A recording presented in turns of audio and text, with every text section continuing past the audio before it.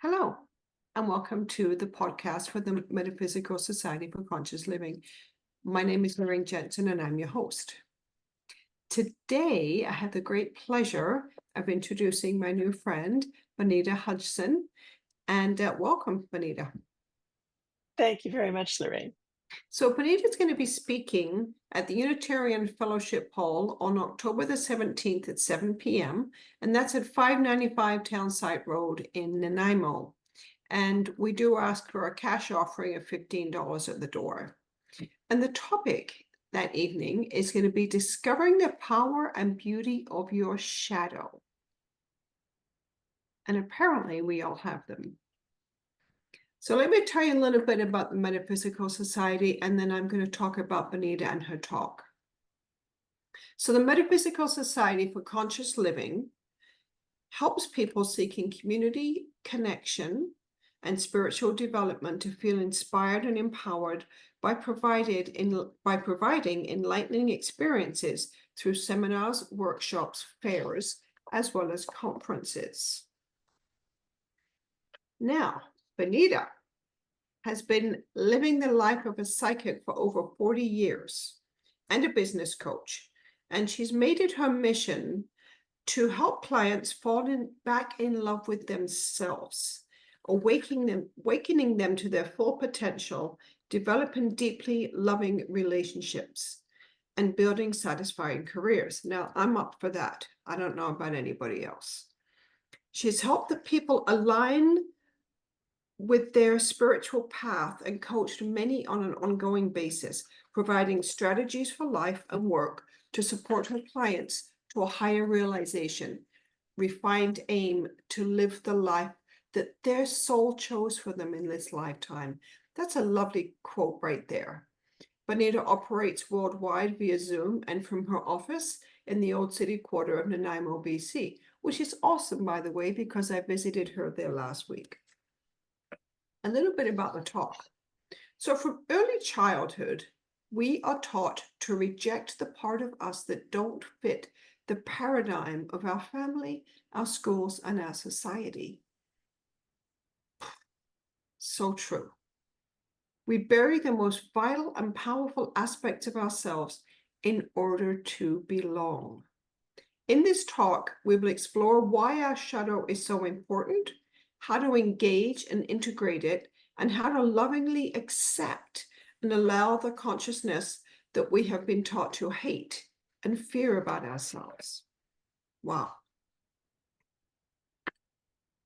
So, Bonita, you say that we bury the most vital, powerful aspects of ourselves in order to belong. You know, this is so true, I believe, but I'm curious, why is that? Tell me why we do that. Well, now I've been working as a psychic for over 40 years. I'm actually 61 now.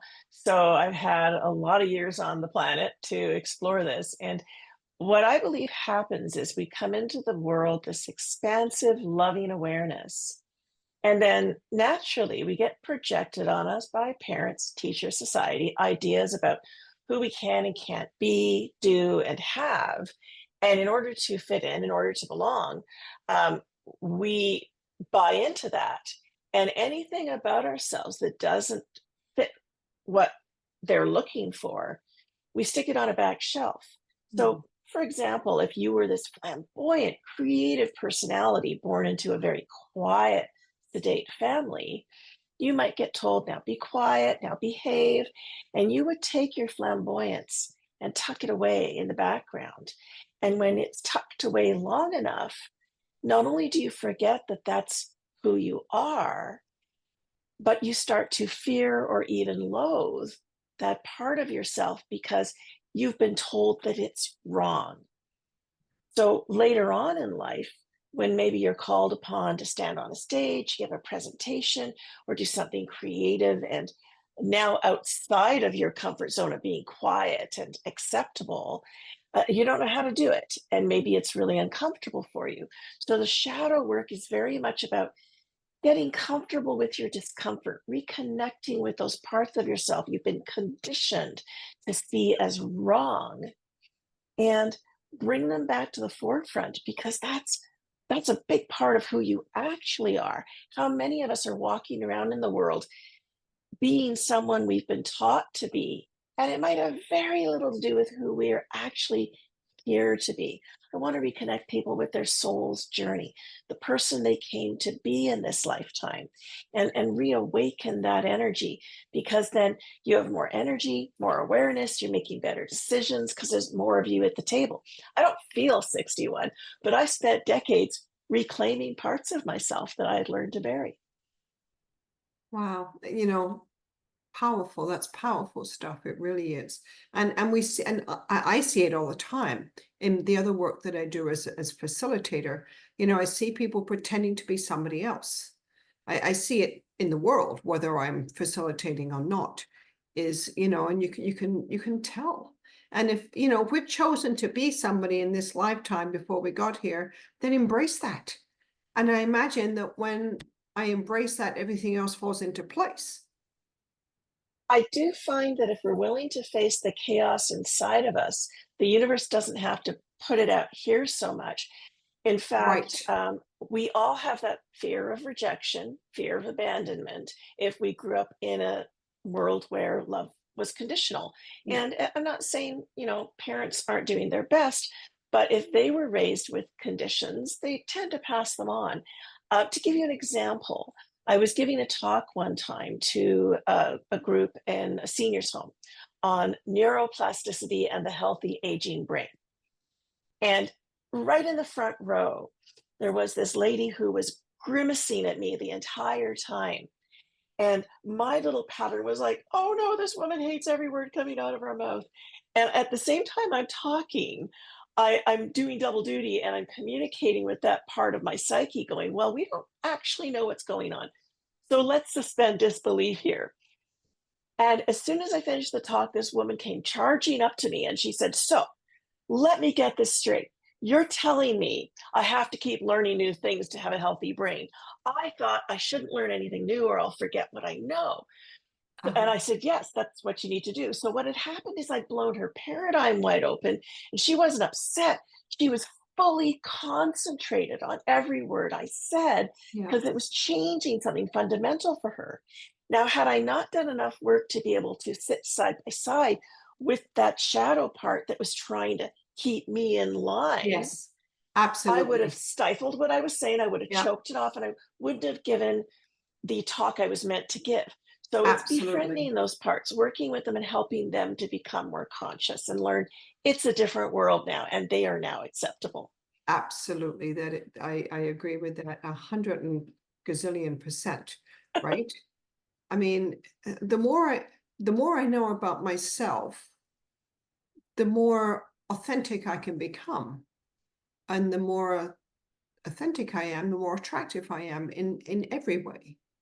And people will trust And the me more. more, yes, because if you have a wall up, people are wondering what you're hiding behind that wall. Mhm. We have more energy and more awareness as well. Your shadow actually has part of your wisdom. So if you have developed a part that just puts the walls up anytime people are around, it's not conscious, it's not discerning.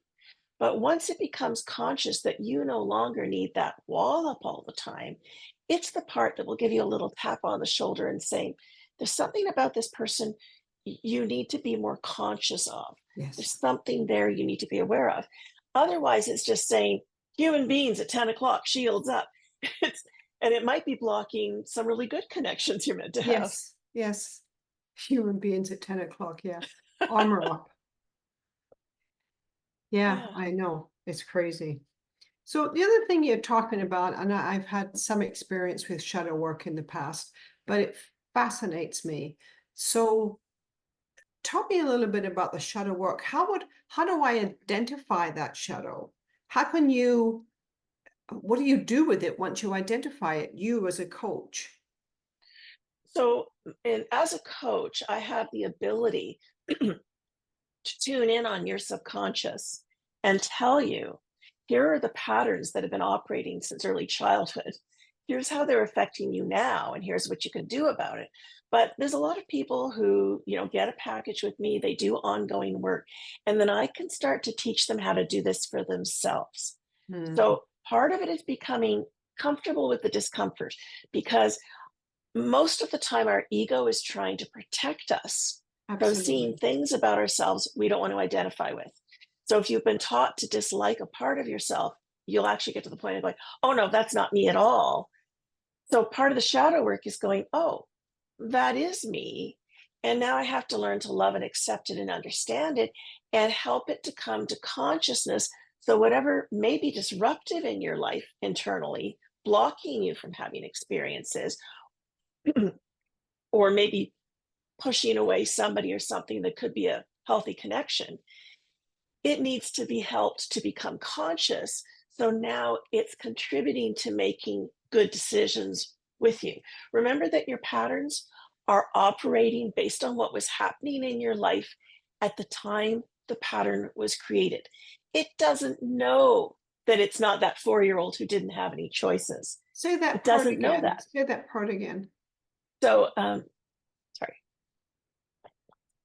it doesn't know that it's not that little kid. So, say when you were 4 or 5, you had an experience that was scary for you, was traumatizing in some way. And trauma to a 4-year-old might be something an adult would shrug off. So, a lot of times people will say to me, oh, no, no, I'm fine with that now. And I'll say, your 4-year-old has not gotten to be part of that conversation. It's still trapped there. So as we support it to come forward, we help it to realize it's in an adult body now. It has choices now, and it can start to convert that energy that's been cycling on the old situation and now be brought forward to be playful, to be creative, to show up in the world in this beautiful, constructive way. No part of your shadow is bad, Mhm. but it might be holding your grief, your shame, your rage, your fear. And those might be emotions you were not allowed to express as a child, or if you did, they weren't supported. Now I can support that. I can hold space for that energy to come up and finally be heard, finally feel loved and seen. And therefore, that energy can now be used in a wholesome, constructive way. It is helping you fall back in love with yourself. It's learning to love the parts of you you were taught to push down under. Bring them back to the surface and let them I be love part it. of your beautiful creative life. I love it. And in the work that I do, we talk about, this big bubble, which is my unconscious, and this tiny little dot on there, which is actually the consciousness, right? So everything I've ever experienced is living in there somewhere. But I'm only conscious to this little bunch over here, and we make up what that looks like for us. So Yeah. And sorry. And one of the other things you might want to think about is your higher consciousness, that expansive, loving awareness that came into the world. It's unflappable. It knows it's connected to everything in the universe. It doesn't have a sense of lack or separation. It's only that conditioned mind, that limited ego consciousness, that is actually suffering. We can learn to observe it and parent it and support it to consciousness. so then the higher consciousness knows everything and it's unflappable, is what you said. Yeah. So with the higher consciousness being unflappable and this little human being down here being flappable, how Yeah. does that work with the higher consciousness sitting here saying you've got the whole world at your fingertips Mhm. and you're not letting it in? Is So that what that's where my happens? techniques come in, where I can actually teach you how to connect with the parts of you that are struggling from the Wow. aspect of the higher consciousness and start to parent them. Basically, if as a child you reached for love, affirmation, connection, and maybe you got neglect or even outright abuse, weirdly enough, what that part of you learned to do was to keep reaching to people who won't give you that, thinking if I can get that person who doesn't care to care, I'll Yes. be healed. That Yes. part actually needs you. You have everything it needs. It needs you to care. And once you do, and you do it consistently, that part will start to feel like it matters. It'll feel lovable. It will incorporate that into its consciousness. and it will start to shift into a functional part of you. Well, I'll tell you, I don't know about any of our guests today, and I'd be really curious for the people that watch this podcast who just had a little trigger of something when you said that, because I certainly did. And wonderful, wonderful. Thank you, Bonita. I know My that pleasure. if I were going to be in the country, I'd certainly be there. I'd Oh, certainly be thank there. you so much, Lorraine. I appreciate that. And thank you for having me on today. And to your guests, I look forward to connecting with you. Hopefully, you can make it to the talk. If not, I'm totally available 7 days and evenings a week. And you can reach me through my sites. Thanks for having me. Thank you. So before we end, I just have one more question, and that is, do you have any upcoming events that you want to promote now and that evening at the talk? Yeah, I have an event coming up on October 27th, and it's going to be at my office. It's limited enrollment, so you can find it on my website, on Facebook, on Eventbrite, and it's the intuitive oracle card reading. This is going to be a lot of fun. My workshops are very hands-on. You're going to have over 50 decks to choose from, and I'm going to teach you a natural, easier way to learn how to do readings. You're going to learn by doing. So you're going to come away not only with an ability to work with the cards and give readings, you will have insights about yourself from the other people in the room who've been giving you readings that day. It's going to be a lot of fun. I hope you'll join me. I'm coming. October Yay! the 27th. What time? From 10 till 12. So it's a 10. Sunday morning. So it's a lot easier to find parking then. And yeah, if you guys can make it, that would be great. I'm fairly new to the community, moved here in May, so I'm now starting to offer the workshops here that have been popular with my clients for decades. Wonderful. And how much is this workshop? So it's 40 plus the Eventbrite fee per person. And I'm limiting this to 16 people. So there's going to be a certain intimacy about it. I find that creates a certain comfort level for people, that you're not going to get lost in a big room. I'm going to be able to individually, see you in your process and support you through it. Wonderful. Thank you. And so your website is? It's bonitapsychiccoach.com. Okay. And it's written at the bottom of the screen. So there we go. Thank you, Bonita. It has been absolutely wonderful. And I feel so blessed, and I'm blown away really by the amount of spiritual beings or spiritual humans or whatever we want to call ourselves in our community that find their way to the metaphysical society every, first and third Thursday of the month. It's so wonderful. And all the new light workers that are kind of finding their way there, like myself, just trying to just watching and learning and just being a part of something greater than myself. It's wonderful. So thank you, thank you, thank you. And once again, everybody, Bonita will be speaking on October the 17th at the Unitarian Fellowship Hall at 595 Townsite Road at 7 p.m. So we look forward to seeing you there. And until then, have a great day.